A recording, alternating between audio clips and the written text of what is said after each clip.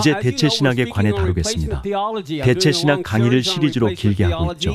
대체 신학이 우리의 성격적 사고에 미친 악영향에 관해 배우고 있습니다. 그 중에서 특히 주목할 점은 대체 신학으로 인해 히브리적 사고와 문화, 그리고 학습법을 소실한 점입니다.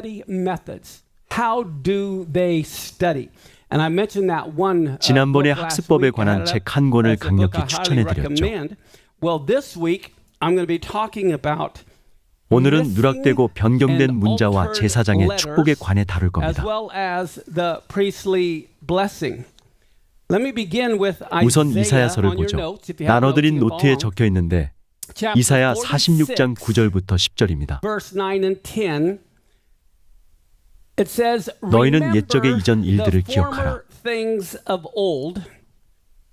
나는 하나님이요 나 외에는 다른 이가 없나니 나는 하나님이니라 나 같은 이가 없느니라. 내가 처음부터 결말을 밝히 알리며 처음부터 결말을 밝히 알리셨다는 말씀을 생각했을 때 마지막 때를 알고 싶다면 처음으로 가야 합니다. 계시록을 공부하는 사람은 많지만 창세기를 공부하는 사람은 없죠. 창세기에 계시록이 있는데 말입니다. 지난주에 첫 히브리어 단어 안에 모든 예언이 담겨 있음을 보여드렸죠.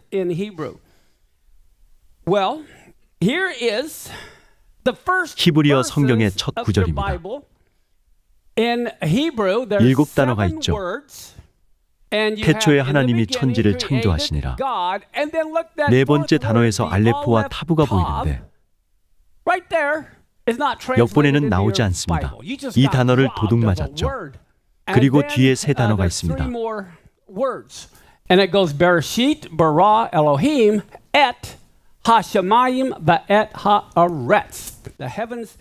하늘과 땅이죠. 여기서 놀라운 점은 앞서 알려드린 대로 첫 단어의 복음 전체가 담겨 있다는 겁니다. 또 정말 놀라운 점은 이 구절에 메시아의 초림과 재림이 담겨 있다는 겁니다. 우선 알레포와 탑으로 된 네 번째 단어는 어떤 의미가 있을까요? 일단 사무엘상 8장 7절을 보죠. 주께서 사무엘에게 이르시되 백성이 내게 말한 모든 것에서 그들의 음성에 귀를 기울이라. 그들이 너를 버리지 아니하고 나를 버려서 내가 자기들을 통치하지 못하게 하려 하였느니라. 하나님은 이스라엘의 왕이셨습니다. 그런데 그들은 하나님을 자기네 왕으로 원하지 않았죠. 그래서 사울이 초대 왕이 된 겁니다. 그런데 하나님께 감히 당신을 왕으로 원치 않는다고 말하는 게 상상이 가시나요? 여러분은 거절당하면 가장 먼저 어떤 마음이 드시나요? 때려주고 싶죠. 솔직히요. 그런데 말씀을 보면 하나님이 거절당하신 후 사무엘에게 그들이 자신을 거절해도 괜찮다고 하셨습니다. 다만 왕이 어떤 존재일지를 경고하셨죠. 인간 왕은 그들이 바라는 존재가 아닐 거라고요. 세금을 올리고 온갖 일을 시킬 거라고 하셨습니다. 그래도 사람들은 다른 민족처럼 왕을 원한다고 했죠. 그런데 이사야 44장 6절을 보면 이스라엘의 왕인 주가 이같이 말하노라. 누가 이스라엘의 왕이신가요? 말씀에 따르면 주님이시죠. 여기서 주님은 유드헤이 바브헤이 또는 야훼입니다. 곧 그의 구속자인 만군의 주가 이같이 말하노라. 이어서 말씀을 보면 나는 처음이요 나는 마지막이니라. 나 외에 다른 신이 없느니라. 여기서 처음이 몇 번 나오나요? 초등학생이 아닌 이상 다 아시겠죠. 그러면 마지막은 몇 번 나오나요? 한 번이죠. 요한복음 1장 49절을 보면 나다나엘이 예수와께 뭐라고 말하나요? 랍비여 선생님은 하나님의 아들이시오. 선생님은 이스라엘의 왕이로소이다. 이사야서에서도 이스라엘의 왕인 주가 처음이자 마지막이시라고 하고 여기서도 나다나엘이 예수와를 이스라엘의 왕이라고 말하죠. 요한계시록 1장 8절을 보면 예수와가 말씀하시길 나는 알레프와 타브요. 헬라어로는 알파와 오메가이고 히브리어로는 알레프와 타브이죠. 처음과 마지막, 시작과 끝마침이라 하시더라. 지금도 계시고 전에도 계셨고 앞으로 오실 주 곧 전능자께서 이르시되 나 요한은 또한 너희 형제요 환난과 예수와 하마시아의 왕국과 인내에 동참하는 자라. 내가 하나님의 말씀과 예수와 하마시아의 증언으로 인해 밤무라하는 섬에 있었노라. 내가 주일날에 성령 안에 있을 때 주일날은 토요일이나 일요일이 아니라 대환난을 얘기하는 겁니다. 내 뒤에서 나팔 소리 같은 큰 음성을 들었는데 이르시기를 나는 알레프와 타부요 처음과 마지막이라. 알레프와 타부가 몇 번 나오나요? 한 번이죠. 처음과 마지막은 몇 번 나오나요? 한 번이죠. 요한계시록 1장 17절에서 18절에 요한이 봤던 환상을 보면 내가 그분을 볼 때에 죽은 자같이 그분의 발 앞에 쓰러지니 그분께서 오른손을 내 위에 얹으시며 내게 이르시되 두려워하지 말라. 나는 처음이요 마지막이니. 그리고 이어서 보면 나는 살아있는 자라. 전에 죽었으나 보라. 내가 영원무궁토록 살아있노라. 곧 예수아가 알레프와 타부요 처음과 마지막이시며 전에 죽었으나 다시 살아난 분이심을 알 수 있죠. 예수아의 신성을 증명하는 겁니다. 강력한 말씀이죠. 자, 이제 PPT를 보시면 알레프와 타부가 있고 총 몇 단어가 있죠? 메노라에는 가지가 몇 개 있나요? 7개가 있죠.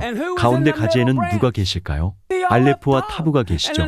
요한계시록에서 요한은 7 등불을 보았는데 가운데에 처음이자 마지막 곧 알레프와 타부가 계셨습니다. 창세기 1장 1절과 요한계시록 1장을 묶어서 생각해보면 요한이 본 7 등불에서 가운데 계신 분은 하나님의 아들이었죠. 알레프와 타부였습니다. 알레프와 타부는 몇 번째 단어인가요? 4번째 단어이죠. 주님은 몇 년 만에 오셨나요? 메시아는 넷째 날에 오셨습니다. 곧 4000년의 알레프와 타부가 오셨죠. 메시아의 초림을 말하는 겁니다. 그리고 또 어떻게 되나요? 2000년이 지난 후 메시아의 재림을 이야기하죠. 바브, 알레프, 타부가 나옵니다. 바브는 못을 의미하죠. 곧 못 박히신 알레프와 타부의 재림을 얘기하는 겁니다. 못 박히신 알레프와 타부가 오시는 거죠. 전부 창세기에 나오는 겁니다. 이제 시편 22장 16절을 보면 개들이 나를 에워싸며 사악한 자들의 무리가 나를 둘러싸고 내 손과 발을 찔렀나이다. 못 박히신 알레프와 타부인 거죠. 알레프와 타부가 오시고 또다시 돌아오신 후에 사람들은 그들이 찌른 분을 올려다볼 겁니다. 그러니 6000년 만에 메시아의 재림이 일어날 테죠. 그리고 민수기 25장 7절부터 13절을 보면 그 전에 먼저 다룰 점이 있는데 히브리어 문자는 총 몇 개일까요? 이 구절에서 글자를 세어보면 22번째 바브가 옵니다. 왜 그럴까요? 6번째 단어의 첫 글자이기도 하죠. 또 히브리어에서 바브는 숫자 6을 뜻합니다. 그리고 뭐와 무엇과 같이 접속사로 쓰이죠. 그래서 하늘과 땅이 되는 겁니다. 사람은 6째 날에 지어졌죠. 그래서 바브는 인간을 뜻하기도 합니다. 이해되시나요? 사람은 6째 날에 지어졌고 바브는 6번째 문자이죠.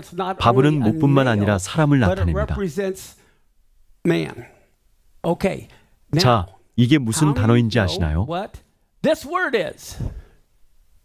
샬롬이죠.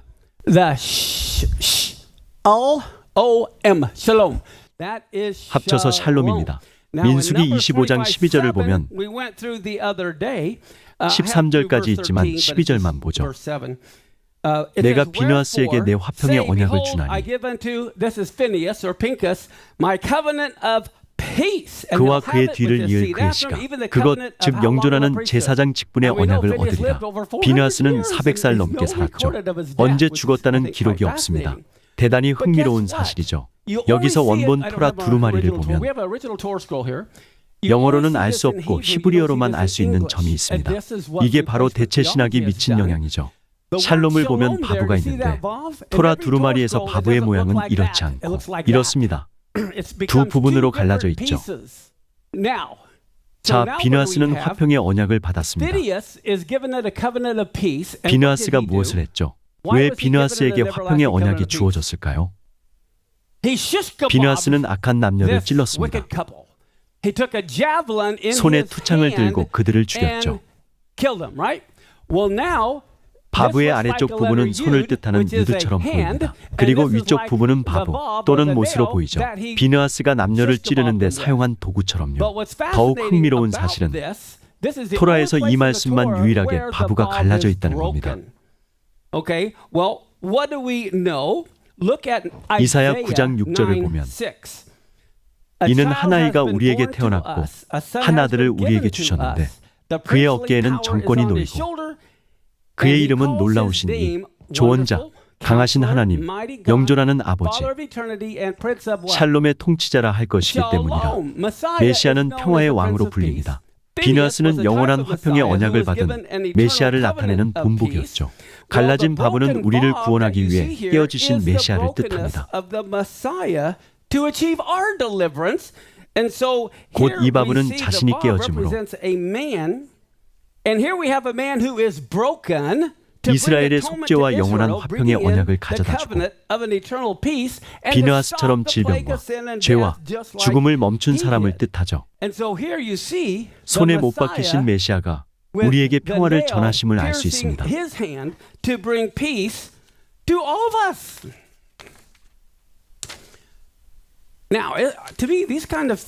역본에서는 갈라진 바보 같은 것을 볼 수 없죠. 이뿐만이 아닙니다. 또 다른 놀라운 점을 알려드리고 싶은데 PPT를 보시면 창세기 말씀이 적혀 있죠. 창세기 2장 4절을 보면 하늘들과 땅이 창조된 세대들이 이러하니라. 창세기 5장 1절을 보면 이것은 아담의 세대들에 대한 책이라. 영어로는 세대들의 철자가 같지만 히브리어에서는 같은 단어를 다른 철자로 썼습니다. 대체 신학은 성경이 영어로 쓰였다고 생각하게 하지만 사실 번역에 불과하죠. 성경은 히브리어로 쓰였습니다. 우리가 무엇을 놓쳤고 바로잡아야 하는지 보시죠. 히브리어로 세대들이 무엇인지 아시나요? 톨도트입니다. 영어로 쓰면 이렇고 히브리어로 쓰면 이렇죠. T-O-L-D-O-T. 다들 보이시나요?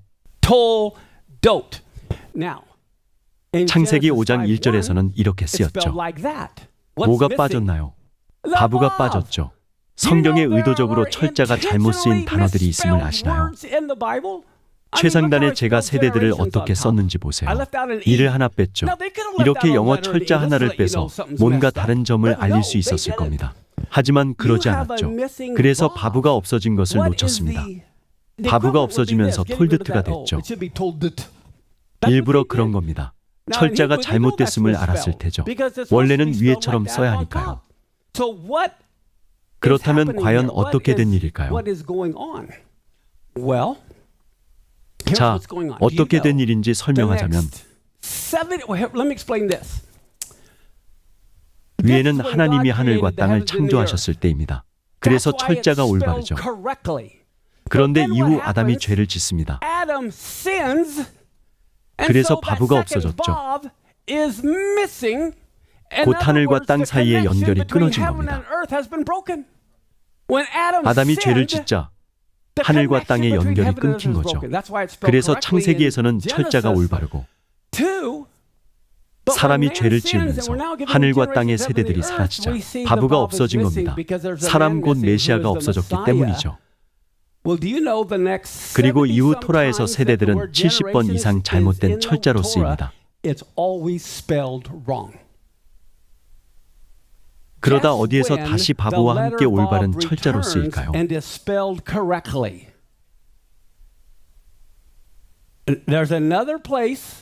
구약의 타나크에서 바보가 다시 돌아오죠. 정확히 어디일까요? 룻기서 끝에 나오는 계보입니다. 이제 베레스의 세대, 톨도트는 이러하니라. 그리고 22절까지 보면 오벳은 이새를 낳았고 이새는 다윗을 낳았더라. 다윗은 이스라엘의 왕이 될 사람이죠. 그리고 하늘과 땅을 연결하는 사람입니다. 그래서 마태복음 1장을 보면 예수와 하마시아의 세대에 대한 책이라고 하며 예수아가 누구의 자손이라고 말씀하죠? 아담, 요셉, 노아의 자손이 아니라 다윗의 자손이라고 합니다. 자, 다음을 보면 히브리어 문자는 전부 숫자를 의미하죠. 이렇게 첫 6글자가 있는데 네 번째 글자는 D 발음의 달레트입니다. 여섯 번째 글자는 바브이죠. 그리고 다윗은 달레트, 바브, 달레트로 쓸 수 있습니다. 이 글자들의 수를 합하면 얼마일까요? 14이죠. 이제 마태복음이 이해될 겁니다. 유대인이 이 말씀을 보면 아브라함부터 다윗까지 모두 몇 세대인가요? 14세대 곧 다윗이죠. 다윗부터 바빌론으로 끌려갈 때까지 몇 세대인가요? 14세대, 톨도트이죠. 바빌론으로 끌려간 때부터 메시아까지 14세대, 톨도트입니다. 곧 창세기 5장에서 없어진 바브는 다윗 왕과 왕이신 메시아를 하나로 묶어주죠. 히브리어가 아닌 영어나 다른 언어로는 이러한 점을 알 수 없습니다. 성경을 공부하지 않고 번역하면서 전부 놓치게 됐죠.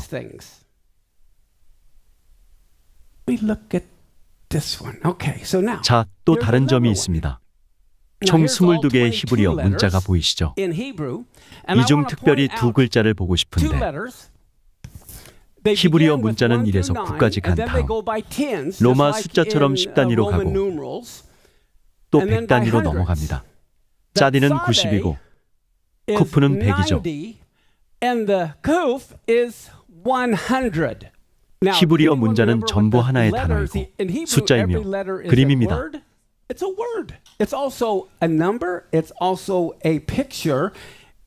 또 각각 의미가 있죠. 짜디를 생각하면 무엇이 떠오르시나요?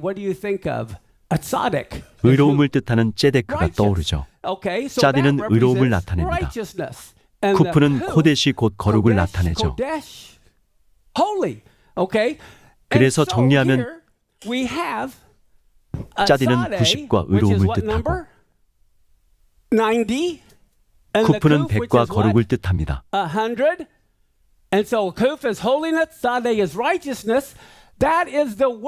이 두 글자는 이착, 이삭의 어근이죠. 이착은 웃음을 뜻합니다. 그리고 하일은 생명을 뜻하죠. 곧 거룩과 의로움이 우리 입에 노래를 두고 우리는 의로움과 생명으로 가득하다는 겁니다. 그런데 정말 재미있는 점이 뭔지 아세요? 영어로는 알 수 없고 히브리어로만 알 수 있죠. 쿠프가 얼마이죠? 짜디는 얼마인가요? 이게 뭘까요?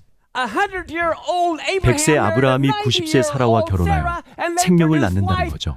그래서 그들이 웃는 겁니다. 웃음이라는 단어의 의미가 100세와 90세가 하나 되어 생명을 낳는다는 거죠. 다른 언어로도 이 점을 알 수 있을까요? 알 수 없습니다. 대체 신학 때문에 웃음의 의미를 잃어버리게 됐죠. 하나님은 여러 단계를 준비해 두셨습니다. 그런데 문제는 크리스천이 대부분 무언가를 보고서 그것만이 유일한 정답이라고 생각하는 거죠. 더 많은 정답이 있음에도요. 여러 단계로 살펴보지 않습니다. 하나님의 말씀은 물과 같죠. 여기서 중요한 점은 하나님의 말씀과의 관계입니다. 해변에 앉아서 발만 담그고 싶으신가요? 배를 타고 나가고 싶으신가요? 수영, 스노클링, 스쿠버 다이빙을 하고 싶으신가요? 우리는 모두 같은 수영장에 있는데 그중 어떤 사람은 여전히 유아용 수영장에 있죠. 우리는 나가서 스쿠버 다이빙하며 산호초를 구경해야 합니다. 히브리어로 그렇게 할 수 있죠. 히브리어는 스쿠버 다이빙과 탐험의 즐거움을 선사합니다. 자, 예를 들어 레위기 19장 2절을 보면 이스라엘 자손에 온 회중에게 말하고 그들에게 이르라. 나 주 너희 하나님이 거룩하니 너희는 거룩할지니라. 여기서 거룩의 철자가 다르게 쓰였죠. 역본에서는 똑같이 거룩이라고 나오지만 히브리어로는 그렇지 않습니다. 히브리어로 보면 내가 카도시하니 너희도 카도시할지니라. 뭐가 다르죠? 바브가 없습니다. 우리의 거룩은 하나님의 거룩에 절대 이를 수 없습니다.